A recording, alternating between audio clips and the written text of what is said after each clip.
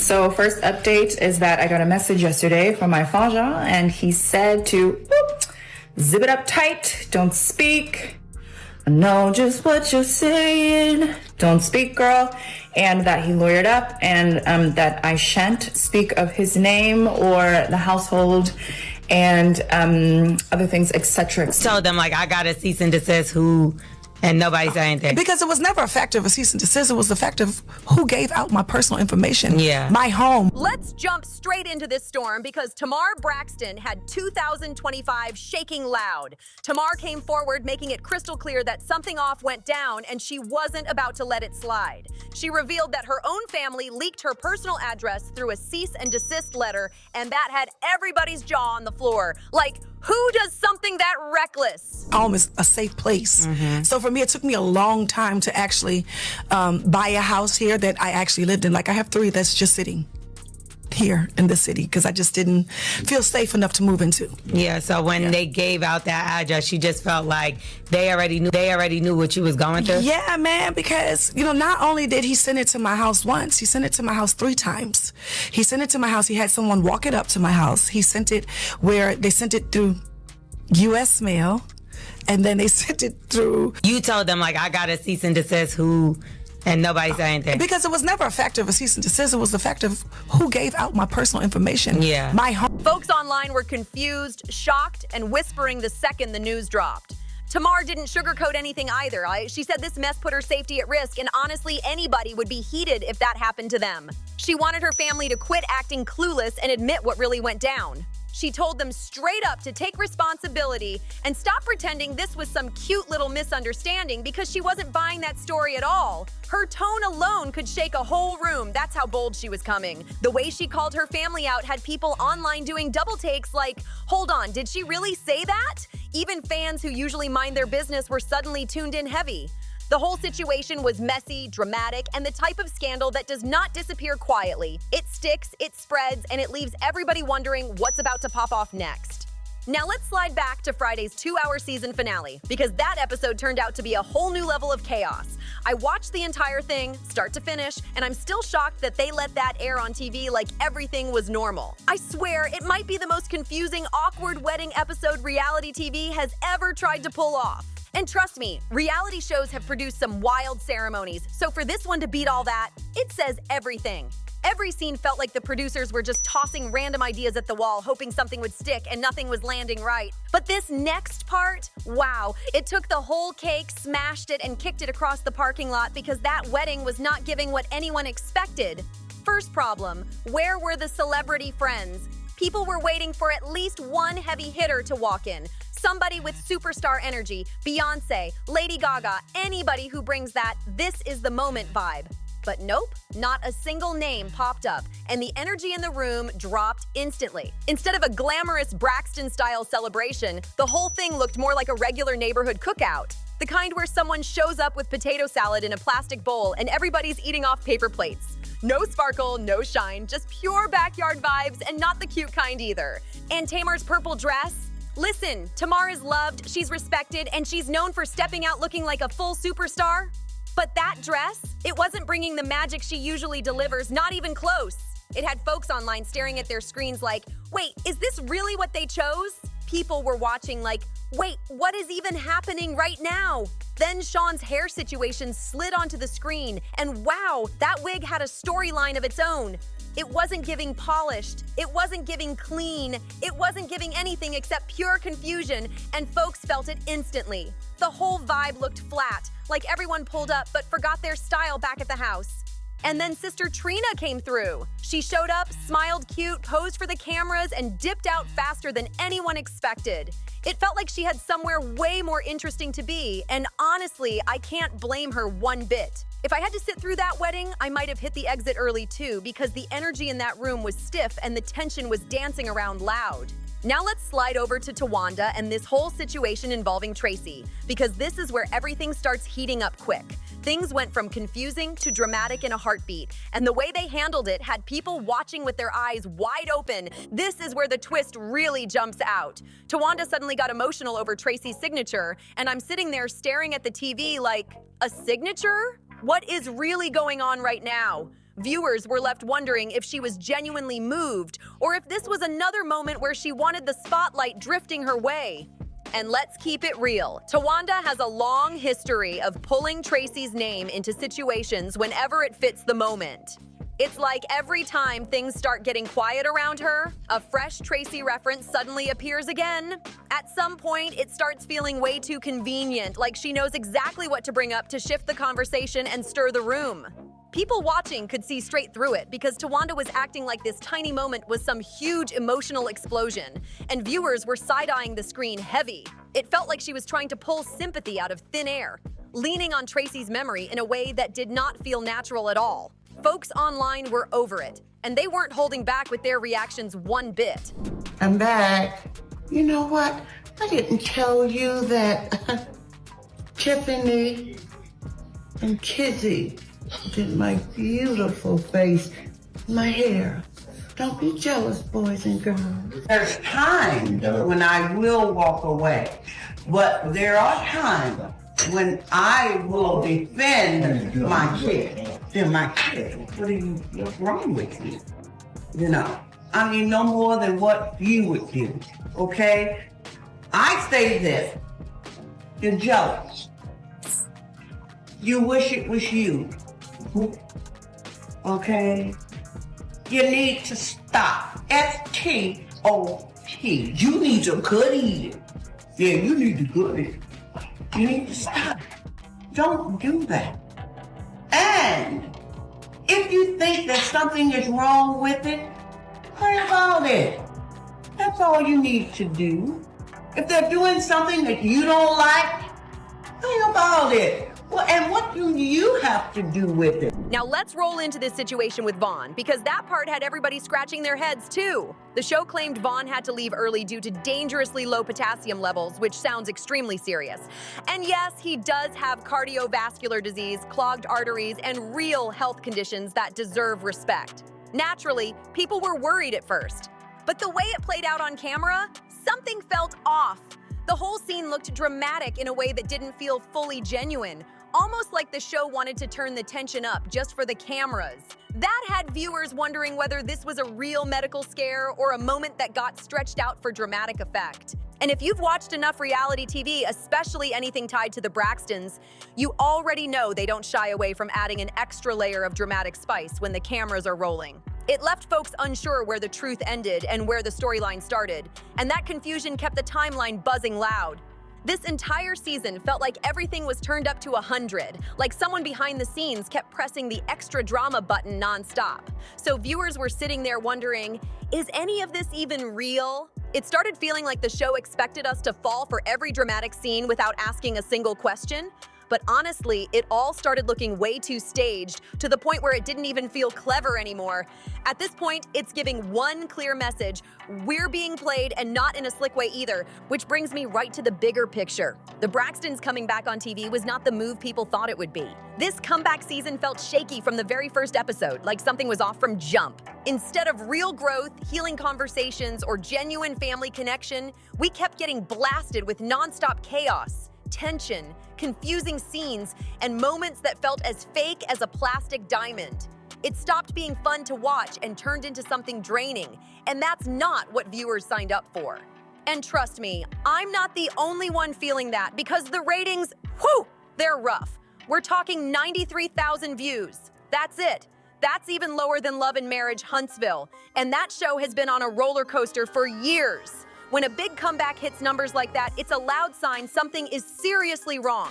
If the show had just been honest about the past, the tension, and how the family drifted apart instead of hiding behind polished scenes and scripted reactions, things might have hit way different. People want authenticity, not scenes stitched together just to fill airtime and pretend everything's good. And speaking of authenticity, let's talk about these wild inconsistencies and rumors floating around, because there's a lot swirling and none of it is adding up. Towanda is out here proudly talking about her son supposedly graduating, and the timeline is giving her every look imaginable. But then the blogs came in with a totally different version, claiming he got removed from the military and was dealing with substance-related struggles, and now everybody's asking the same question. Which story is real? Towanda, what's the truth here? Because these two versions are not matching at all. This whole season felt like a maze of mixed messages and half-truths, and people are tired of trying to decode what's genuine and what's just for the cameras. It's messy, it's confusing, and at this point, it's getting harder for viewers to take anything at face value. And since we're already talking about family members, let's bring up Brookie and Sean. Both grown, both old enough to live their own lives, but somehow still missing from the bigger picture. Their names float around here and there, but whenever it's time for real clarity, everything suddenly gets blurry again. There are way too many unanswered questions swirling around, and every time folks think they're finally about to get one solid answer, another rumor pops up and multiplies the confusion by 10. And trust me, it gets even more twisted from there. People online have been whispering about major conflicts shaking things up inside the family. Disagreements, quiet tension, and behind-the-scenes moments that do not match what's being shown on our screens. It sounds like things have been rocky for a long time, way longer than anyone realized. And Tamar, for example, allegedly caught heat from her own family for letting Ashley appear on the show. That alone tells you the family dynamic is nowhere near smooth. It's strained, complicated, and full of pressure points that keep spilling out in unexpected ways. It feels like everybody in that family wants control, everyone wants their version of the story told, and nobody wants to be the one taking responsibility. Keeping up with their drama feels like standing in the middle of a storm, hitting from 3 directions at the same time. Now, let's shift over to Toni Braxton because she deserves her own spotlight in this mess. Not just because she's a legend, but because there's a whole lot to unpack around her. Toni has found herself tangled in some alleged financial contradictions, and people have been side-eyeing the situation heavy. She's talked before about being broke, struggling, trying to rebuild, but then out of nowhere, she's out here leasing a whole Maybach just to slide into somebody's DMs like it's casual. Toni, come on now. That move had the internet confused and asking all kinds of questions. Folks were really trying to figure out how both things could be true at the same time. Don't get it twisted. Toni is iconic, respected, and still one of the strongest voices to ever come out of that family. But even legends have moments where the numbers don't add up. And once fans spot inconsistencies like that, the conversation starts instantly. Nobody's trying to drag her. People just want to understand what's really happening behind that polished superstar image. And with everything else crashing around this season, Toni's situation added another layer of chaos to an already messy storyline. What we're really watching is someone trying to navigate aging pressure, shifting opportunities, and the reality of life after being at the absolute top. And you can see the cracks showing through the glam, whether anyone wants to admit it or not. She held that superstar image together for years, but fame doesn't stay glued forever. Life keeps moving, and not everyone knows how to shift into that next chapter smoothly. With Toni, it's becoming clearer that the transition hasn't been easy, and honestly, it's tough to watch because you can see the pressure showing. Now let's get into why this show completely fell apart, because the problems run deep and they didn't pop up overnight. The Braxtons ended up looking like people willing to twist stories, dodge accountability, and protect folks whose actions should have been addressed a long time ago. Instead of using this comeback to actually heal old wounds, clear up real conflicts, and finally face the heavy family issues fans have been aware of for years, we got a bunch of polished scenes that didn't feel genuine at all. The tension felt staged, the harmony felt fake, and the whole thing clashed with what everyone already knew was happening off camera. And trust me, the audience wasn't fooled for even a second. The ratings dropped, the interest faded, and all that comeback buzz disappeared almost instantly. When a show pulls 93,000 viewers after years of name recognition, that's the audience screaming loud and clear that something ain't working. People today don't want watered-down drama or half-truths dressed up to look deep. They want something real, something honest, or nothing at all. Viewers will always stand behind authenticity over scenes that feel pre-planned, disconnected, and detached from actual life. Circling back to Toni, because her situation stands out in a whole different way. This part feels sad on another level, and not because she's any less of a legend, she's a real icon. But the way she moved this season made it seem like she's struggling to adjust to life after her peak superstar years, and people could feel that shift loud. Instead of using the show as a moment to open up, show real emotion, admit some past missteps, or share the kind of growth viewers love to see from their faves, she linked herself tight with Towanda's side of the tension. And that move didn't hit the way she thought it would. She had a real shot to be vulnerable, relatable, and human. But that moment slipped right through her fingers. Fans wanted to see the raw Toni, not the perfectly controlled version that felt disconnected from the conversations already happening in the real world. That missed opportunity made this whole season feel even heavier. She had the perfect opening to be honest with the audience, to let them in, to finally speak from the heart, but instead she played it safe, and honestly, it made everything look even worse. This was a huge missed moment, the type you don't get twice, and viewers felt that disappointment strong. People were ready to connect with her on a deeper level, but all they got was a guarded version that didn't match the chaos happening around her. Now, let's loop back to that Tamar interview, because this is where she basically confirmed the whole situation with zero hesitation. Tamar said straight up that giving out her address was unsafe, period. And she's not backing down from that at all. She made her stance loud, clear, and sharp. And the way she said it tied the entire storyline together in a way that left everybody staring at each other like, what did we just hear? So this is what we're doing now? Honestly, that wraps the whole season in one messy bow because the damage is already stamped into reality TV history. The show ended, and we're all just sitting here trying to figure out what the point of any of this even was. Every episode felt like it was building towards something big, and then delivered absolutely nothing. Now we're left with confusion, tired energy, and a stack of questions that still don't have real answers. So here are my straight-up thoughts. I'm tapping out from breaking down the Braxtons for a minute. Unless something massive drops, like a real revelation or an actual bombshell, I can't sit through another round of this chaos again. It's draining, it's messy, and at this point, it's not even entertaining. It's just sad and frustrating. The spark is gone, the storyline feels thin, and the whole franchise is limping instead of leveling up. Viewers deserved better, and deep down, I think the family did too. But let's keep it real. Your take always adds flavor to the conversation, so I still want to hear from you. What did you think of this season? Did anything actually stand out, or did the whole thing feel flat from start to finish? Drop your thoughts, your theories, and whatever else is on your mind, because this season left everybody with something to say. And before you dip, make sure you hit that like, subscribe, share, and comment for Juicy Reels so you never miss the next deep dive, the next scandal, or the next wild plot twist. More drama breakdowns are coming, and trust me, you're gonna want to be here for every single drop. But before we really close this chapter, let's keep it honest. This whole season felt like watching a family trying to glue a shattered mirror back together, and every time they touched it, a brand new crack popped up. It was messy, confusing, and had people staring at their screens like, they seriously thought nobody would catch this? The energy never matched the hype, and the storylines felt stitched together just to burn through airtime instead of telling anything real. The Braxton name still holds weight, but the way this season unfolded showed just how shaky things are behind the scenes. Fans were hoping for honesty, growth, maybe even some real healing, but instead we got smoke, mirrors, and scenes that felt acted instead of lived. And the wild part is, viewers weren't angry, they were disappointed because everyone wanted better from a family with this much history. Even the conflicts didn't land the way they used to. Back in the day, when the Braxtons argued, cried, or clashed, you could feel the emotion through the screen. It was raw, it was heavy, it was real. But this time, it looked like folks were checking the camera lens before checking their own feelings. Reactions felt too polished, too rehearsed, too safe, and that's exactly why so many viewers dipped out early. And honestly, maybe one day they'll return with something real, something that actually feels like the Braxton story again, not a recycled script with new lighting slapped on top. The potential is still there, but the heart has to come back for the fans to show up again.